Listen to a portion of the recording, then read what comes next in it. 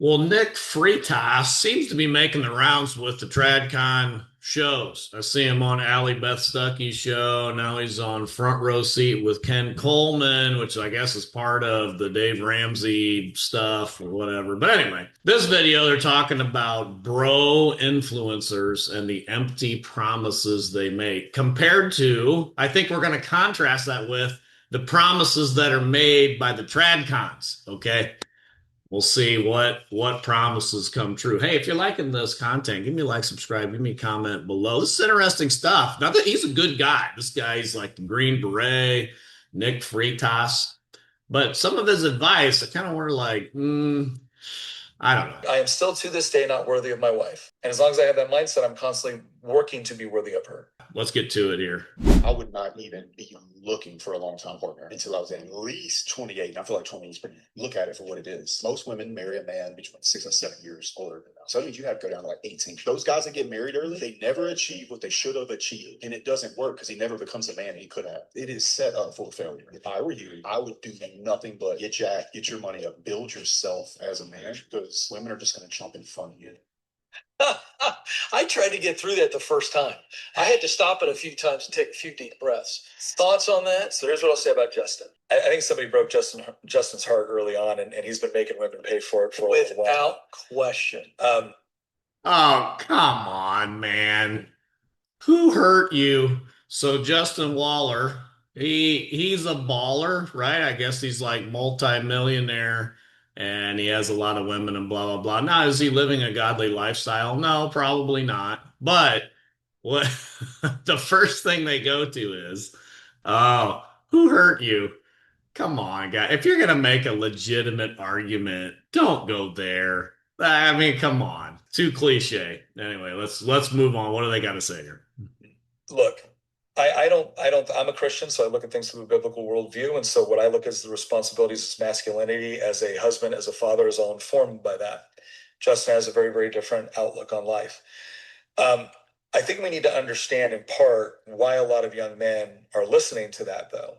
And it's because they have been told for the past 2 decades at least that there's something fundamentally wrong with them because they do want to get jacked, to make money, to have a family, to do all these things. And then the first people. Well, I'm going to stop him there. He said they've been told these things, blah, blah, something's wrong with them, blah, blah. Also, there's another piece that the promises that are made by the Tradcons, if you do XYZ and you're a good boy and you're chivalrous, you do things for women, blah, blah, blah, then you will have the perfect Tradcon wife. And I think a lot of them come to realize, yeah, that doesn't really come to fruition many times. Let's go on. Let's see what promises the Tradcons can make as opposed to the promises which are made by the bro culture people, whoever these people are. I don't know. Well, to really push back against that narrative were guys like Justin.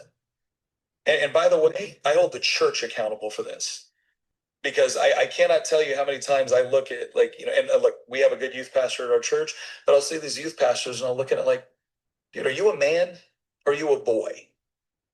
And so when you have environments where young men can't seem to find the sort of men they want to be like within the church environment, with what we might call more of the traditional environments, well, then you don't blame them for finding someone else that actually exemplifies some of the characteristics that they'd like to see in themselves.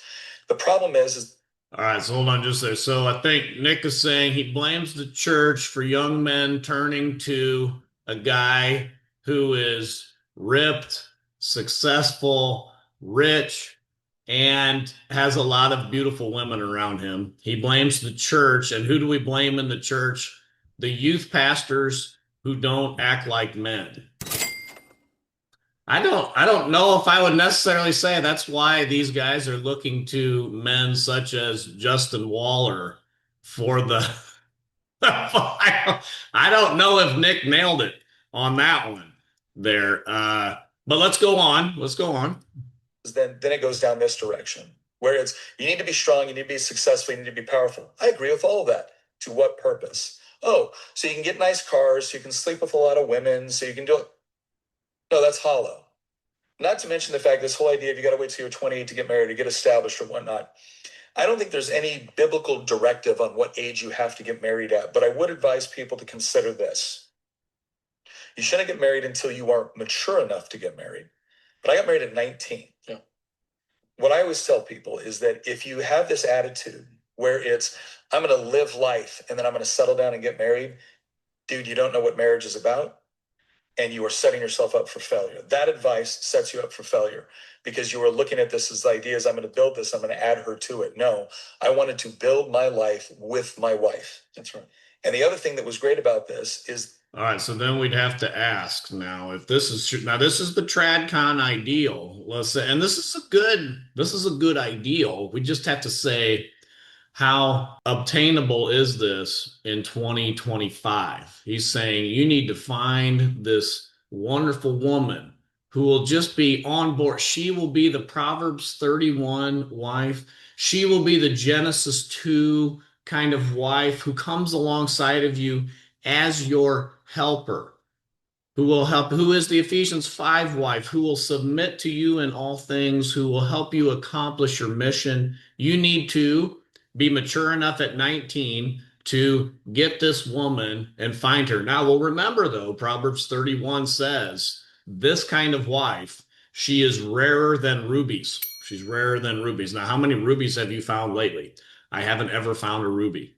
So if she's more rare than rubies, are we setting the men up for success? It sounds like Nick has found this woman who is rarer than rubies. And me, I got a great wife too. Now, I didn't find her at 19. I would have liked to have been married at 19, even though that might seem crazy.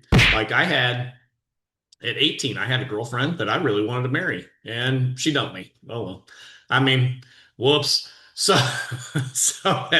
at 19, I would have liked to have a wife who would have been the things that he's saying. I don't know how realistic that is. Is the church teaching this as well? He blames it on the youth pastor. Yes, the youth pastors who don't act like men, blah, blah, blah. I don't think I'd blame it on the youth pastor. Is the church in general teaching what he's saying? I don't think so. But the women in the background on this video, they just nod. Oh, yes. Yes, so good. Let's keep going, though. Is that my wife married me when I was just potential and not a lot. Yeah. Not a lot of potential, but she saw something in me. Yeah. We know what it is to have our power turned off because we can afford the electricity. We know what it is to deal with all of these things, to be poor, to be away from family, to have no support network, to have to lean into God and lean into each other for everything, to be able to go through war, through deployments, through you name it. We have been through it. And the most beautiful thing about that at the end of the day is we're doing better now, right? We've learned some things. We've grown professionally and in our relationship and everything else. If we lost it all tomorrow, I know she'd be there. Yeah. You see a lot of women on these shows and go, what do men want? And how do... Hold on a second. If we lost it all tomorrow, I know she'd be there. But the question would be how long? How long would she be there if you didn't get anything back? You know, that might be a question. Well, maybe you don't want to answer that question. I don't know. But that could be a question to ask. Because statistically, you better get it back pretty quick or else you're out of here. Why? Because he said men should be powerful, men should have resources, blah, blah, blah. Well, if you lose your power and you lose your resources and you lose your looks and that kind of thing, well, you may not have it for too long. You better get it back on track quick. Anyway, let's move on here. Men feel love. I think one of the primary ways we feel love is loyalty. I mean, you hear a guy talk about a buddy of his. He might not even talk to that guy for 5 years, but if he's the guy that's on that list of people that if you called him at 2:00 in the morning and said, I need you here, he'd be there. That's how men feel love in friendship.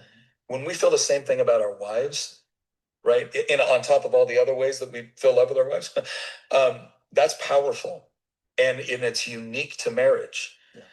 And so it's unique to marriage for a woman to be loyal to you and not say, oh, well, maybe, but a woman can prove loyalty without being married to you, I would say. I've actually seen that from from some women who are with men, and you're like, man, what? They're not even married, and this woman is so loyal to him.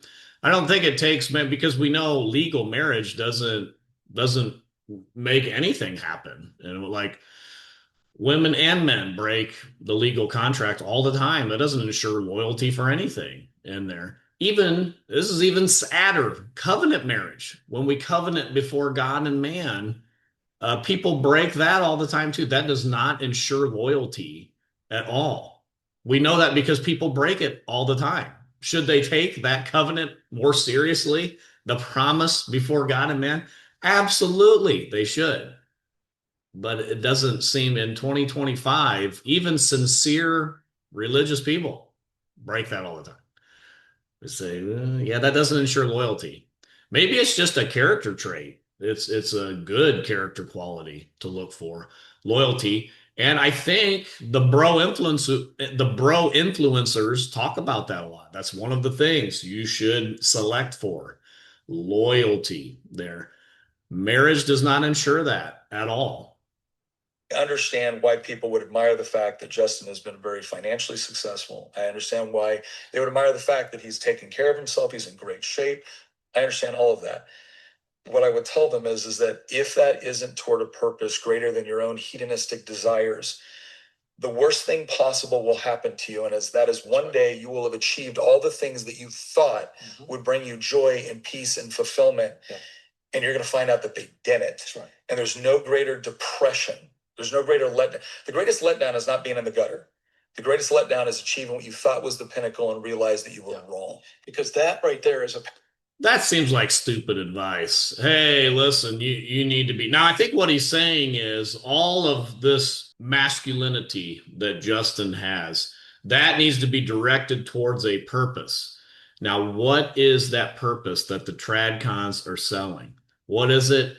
Serving women. Yes, the purpose must be serving women, because it seems as if I know the little bit I know about Justin Waller is that he played Division I football. Like he was a good football player in college, and then he went to owning his own business, and he has this multi-million-dollar construction business that he makes a lot of money at. And so I guess him directing his energy towards a multi-million-dollar business construction empire, that is not a good enough goal for a man. Now, ultimately, yes, the goal should be to bring yourself in line with God Almighty, to serve him through his son, Jesus Christ, his final revelation to us. Yes, that is the ultimate goal. But it seems like Justin has a pretty good, apart from God, if we're going to just isolate it to anything we can have apart from God, which I didn't hear anything talked about with God here, just to be clear. But apart from God, he has a pretty good purpose in that he has a big construction company which builds things to help people around the world, or at least in the United States of America. So he has a pretty large purpose. Why is that a problem? Because Justin does not use, if I'm understanding this right, he does not use his energies and his power and his resources, what? To serve women. He does not serve the women in the way the Tradcons think he should. And that's an ultimate sin. You can't do that. What they should be going after is Justin is not bending the knee to Jesus Christ, and that is what his real issue is. His issue is not that he doesn't adequately serve women in a chivalrous way and put them on a pedestal. That's not his problem. Let's go on.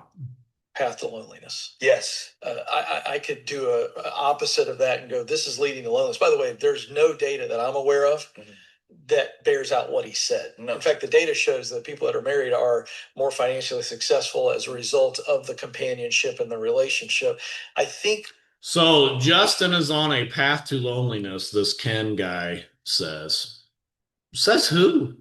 Says who? Justin, because he says you should build up your wealth and establish yourself, work really, I think is the message is work really hard in your early 20s. Don't worry about getting a girl or whatever, but build up whatever skills that you have and maximize those as much as you have so that you can build wealth. And then as you get in your later 20s, maybe, I think he's saying, then go ahead and look for a wife that's a little younger, blah, blah, blah. Because he said you should find one that's younger than you, 6 or 7 years younger. That's not bad advice. That's happened all throughout time. This thing where we get married to someone that's our exact same age, that's something fairly recent. All throughout time, men would take a wife that was much younger than them. At least, like even in Bible times, same thing. Men who were established, that had a job, they would take a wife that was quite a bit, at least 5 years younger than them. That was probably bare minimum. So now they're saying, no, no, no, this is all bad advice. And this leads what? To loneliness. You will be a lonely old man. Now, from what I understand about Justin Waller, he has, I don't know, multiple women that he has multiple kids with. So he just doesn't legally marry them and blah blah blah. Now is that bad, good, whatever? Well, yeah, maybe that's not ideal. I mean, that sounds more like the relationship that King David had with his wives. So he's not legally married to them, but he does have wives in a sense, and he has kids with them. So this is going to lead to loneliness and blah, blah, blah. I would say, well, legal marriage does not ensure that you won't be lonely when you get older. I don't know how many guys I could name off, me personally, that thought they were going to have a loyal wife as they got older, and they found out, whoops, that's not the case. Legal marriage does not ensure this. What's going on? What's going on here too is, uh, and I don't know him, so I'm not disparaging his character, but you can be ripped and you can be financially successful and still wildly immature. Oh yeah, and very lonely. And I think this is clickbait for a lot of guys who don't want to grow up. Mm-hmm. And I'm telling you, there is a scourge of single young women in this country, mid-20s, late 20s, because dudes don't want to commit. And it's because of this kind of garbage. They want to get all of the benefits, sure, without, but you talk about loyalty, and commitment. And I'll tell you another thing a man loves. What complete, utter nonsense. There is a scourge of single available women because men like this don't want to commit. Now, this guy is completely out of touch with, I mean, everybody talks about this.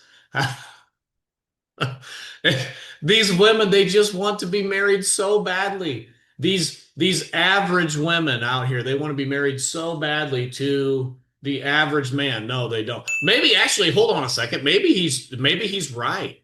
This scourge of average women that they want to be married so badly, but it's guys like this are the reason they can't get married.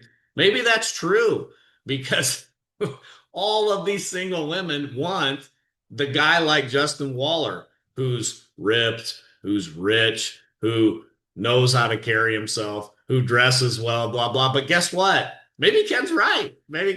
Guess what? There's only a very, very, very, very few of those guys. All the rest of just the average dopes, yeah, the single women, they don't want them. I guess he's correct. Like, I was thinking, like, come on, man. But maybe he's correct in a sense. Like, yeah, they all want the Justin Waller, but they don't want the guys that they match up with on average. And that is why they're still single. And I'll tell you another thing a man loves is to feel as though he is providing or protecting. Oh, no doubt. And you don't experience any of that with this bro culture. It's true, but so a man loves to feel like he's providing and protecting, and you can't experience that in the bro culture. And I would say, I don't understand how that really makes sense. If you have, let's say you're outside of the legal marriage code, and you have a woman, and you provide and protect for her and the kids that you have with that woman, I think she would probably be more dependent on you because she knows that legally she can't leverage the law to take your things if she said, yeah, I'm done, I'm going somewhere else.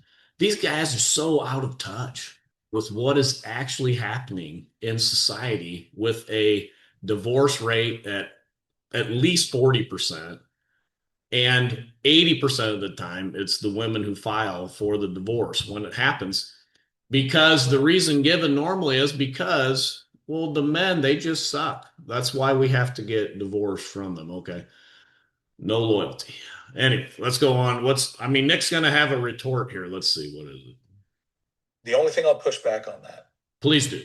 is that if you look at the polling right now between young men and young women, young men are more conservative and more religious than they've been in the last 60 years. Correct. Thank you, Nick. And young women are exactly the opposite. And so the reason why this is resonating is not just because guys want to be rich, jacked, and have a lot of women. The reason why it's resonating with a lot of other young men is because they feel like they've been told, they feel like they've been raised in a feminist culture that has constantly told them that they're the problem. They look around at their peers who are females and they feel like those women have bought into that as well. And the statistics bear out that most of them have, not all of them. Yeah. Not all of them, most of them have.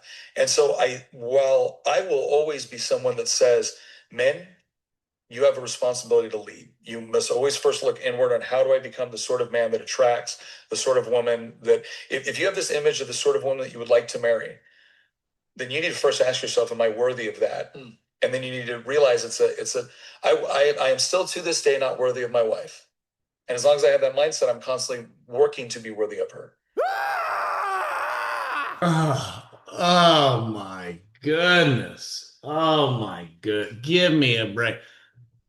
Now here's chivalry here for us, folks. If we want to see chivalry, here it is. Right on. I don't know if Nick actually believes this or not. I hope he doesn't believe. I hope he's just saying this for the silly women in the background here or whatever. He says, I'm still to this day not worthy of my wife, but I live every day to try to be worthy of her. Do you know what we call that? We call that worship of women. So we know Nick is a true Tradcon because he worships his wife.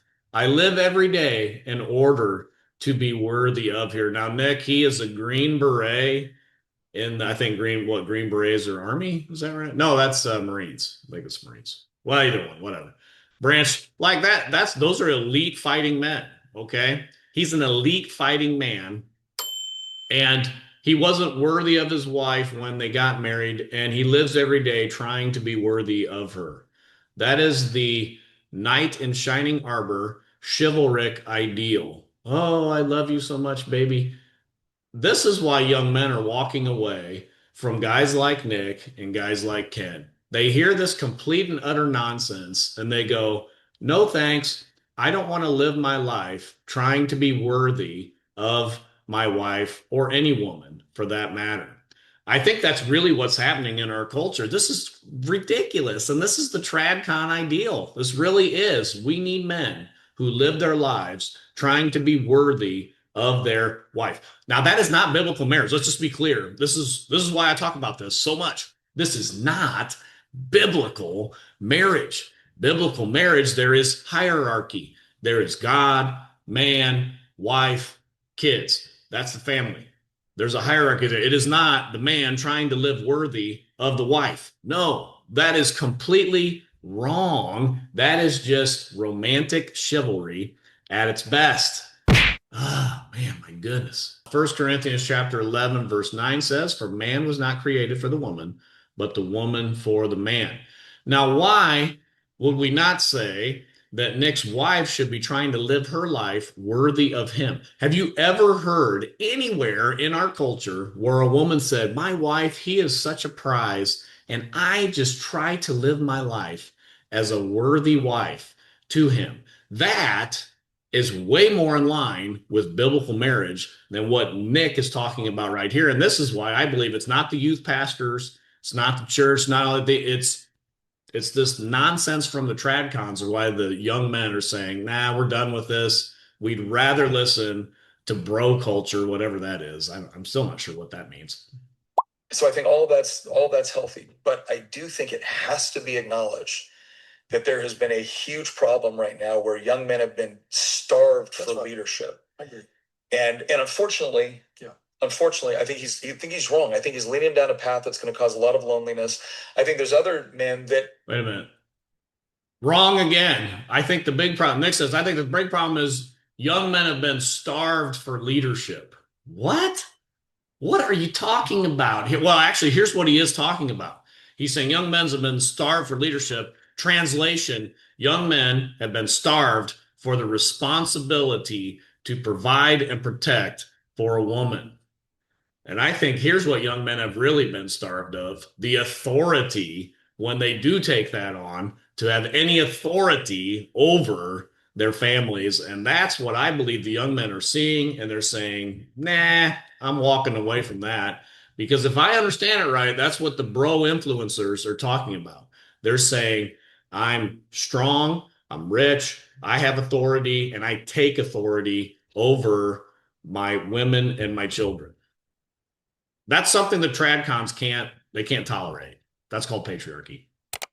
Have fully bought into the hedonistic view of the world, and they look at women as tools of their pleasure. Correct. And it's one of the most despicable, well, and least masculine thing That's right. that you can possibly do in my version of biblical masculinity. I'm glad you push back on that, and I can. That's good. He clarifies that in his version of biblical masculinity, and we've established his version of biblical masculinity is not biblical masculinity.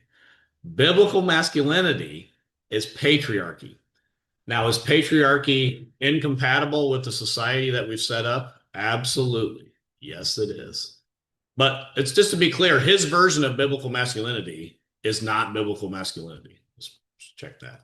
Acknowledge that, and I'm also surrounded at Ramsey Solutions by a bunch of conservative, Bible believing women. So mine is skewed. Yeah. But I do see a lot of that, even in Christian circles. Dudes just don't want to commit, and that's a whole other subject. Well, and part of it too. Yeah, so here's the red herring. Here's the straw man they're setting up. The reason why we have such a problem in our society is because dudes don't want to commit. Wrong. Totally wrong. That is dead wrong. There are so many average guys who would like to commit to an average woman.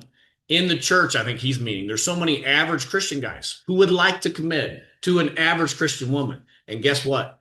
Those average Christian women, they don't want their average Christian guys that they match up with. They want the Justin Waller, the guy who's rich, ripped, and he's rich, he's ripped, and he behaves like Jesus. He's like Billy Graham, except he doesn't have to go be away on a crusade all the time. That's what they want, and they can't find it. They can't find that guy to commit to them. Do you know why? Because those guys are the 0.01% of the population, and they can't find them. That's the real problem here. There's certain statistics that they listen to. Like, for instance, they'll say that women initiate 70% of divorces. It's more than that. That's true. That is a verifiable fact. Right. They'll say that, okay, if a woman chooses to divorce you, you're going to have to pay her until she gets married again. Not until she shacks up with somebody else, but until she gets married again, and she can take your kids or use them as a tool in custody battles. The reason why this is resonating when young men hear it is because it's true. Yep. It's true, and the Tradcons are not going to try to do anything about that problem. They have no answers for that problem other than just do better, man. It's all on you. Do better. Just do better. Be better.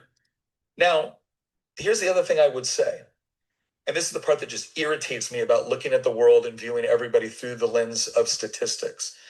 My wife and I got married at 19 and 20. Both of us, by the way, before I say this, I always got to caveat this. We have great relationships with our parents. We love our parents. We think they're wonderful parents. But we both grew up in homes that were considered broken homes, right? Divorce, multiple divorce. We got married at 19 and 20. We moved to the other side of the country where we had no support network with our family and no real friend network. That's leaving Cleve. Right? Right? And we went into the military, which has a 50% or higher divorce rate during peacetime. Wow. Then a war kicked off, and I joined Special Forces, which has more of a 70 to 80% divorce rate. And people look like, oh my gosh, the odds. I'm like, those odds meant nothing to me. Why? Because of her. Right. Because of who I married. Oh, I love that. Because of what we built our marriage on. Yeah. Like those statistics mean nothing to me. Numbers change when people do. Yeah. Those statistics mean nothing to me because I pulled, as Proverbs 31 says, I pulled the ruby out of the pile and she remained faithful to me, even though statistically I would have had a huge chance of having her leave, right? I pulled the ruby out of the pile. So, do you know what that means, young men? You can too. You can pull the ruby out of the pile. Boy. I think that's why the younger men are saying, nah, I'm pretty sure I'd just be another statistic. I don't think I'm pulling the ruby out of the pile here.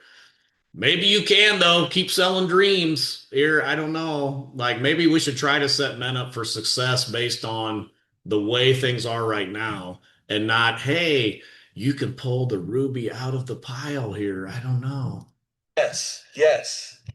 Yeah. You know, we don't think about that enough. Instead of looking at the stats, we go, I'm not going to be a stat. The stats reflect what is currently happening. Correct. And we should ask good questions about why that's currently happening. Yes. It doesn't dictate what is going to happen. Yes. And that's the part too that I hate is this idea of telling young men, well, you can't look at the stats. You can't. No. Yeah. When men, and this is another thing too that I hammer down on all the time. I believe that God has put into men, we have a biblical responsibility to lead.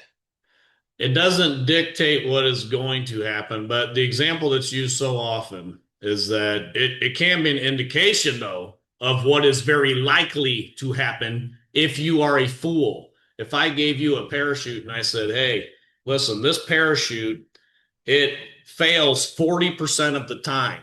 Go ahead and jump out of the plane. Would you say, all right, yeah, no problem. I'll probably be okay? No, you wouldn't. You'd say, I'm not jumping out of the plane. This thing fails 40% of the time. Forget that. Right? Is it that young men just aren't as stupid as older generations? That could be.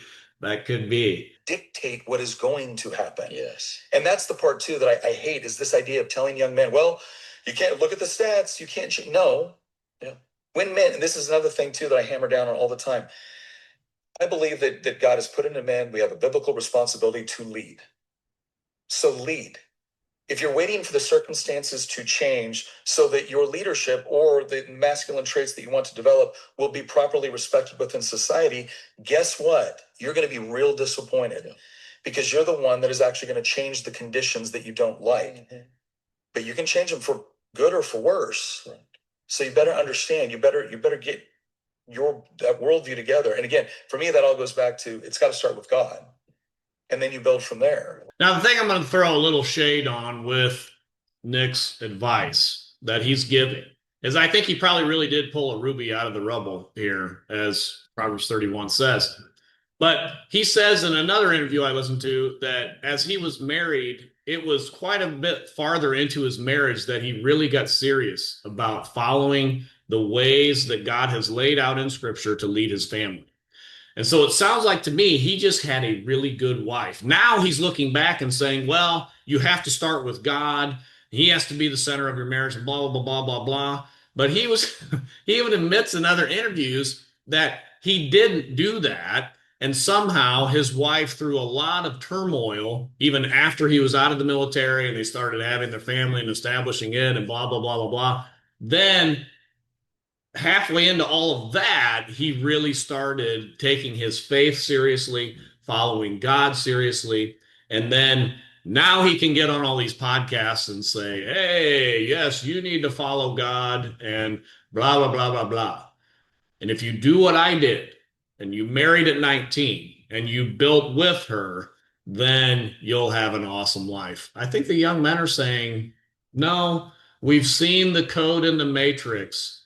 And that does not work out very well for very many men. If you want,